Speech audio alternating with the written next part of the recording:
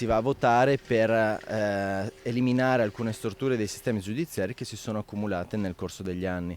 In particolare si può parlare della legge Severino, che prevede l'ineleggibilità, l'incandidabilità e la decadenza per i politici e per i rappresentanti del governo e per gli amministratori locali in seguito a sentenza definitiva. Le ragioni dei 5 sì a partire dal quesito per abolire il decreto Severino. Il comitato del sì invita gli italiani a votare per il referendum sulla giustizia, sì anche alla riforma del CSM, alla separazione delle carriere e all'equa valutazione dei magistrati.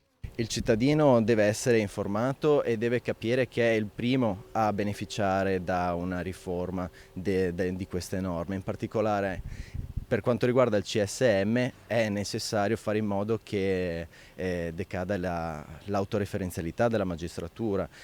Per quanto riguarda la riforma del CSM, per esempio, si prevede che i membri non togati del Consiglio Superiore della Magistratura possano valutare l'operato dei magistrati, cosa che ad oggi non si fa ma che è lasciata a solo i membri togati, ossia solamente ai giudici. Ed ecco le ragioni anche del sì per il quinto quesito, quello sui limiti agli abusi della custodia cautelare. Bisogna votare sì perché do solo un dato: negli ultimi 30 anni 100.000 persone sono state detenute e successivamente giudicate non colpevoli e alcune di queste sono addirittura state risarcite. Io non credo che si possa veramente risarcire una persona per una detenzione non dovuta.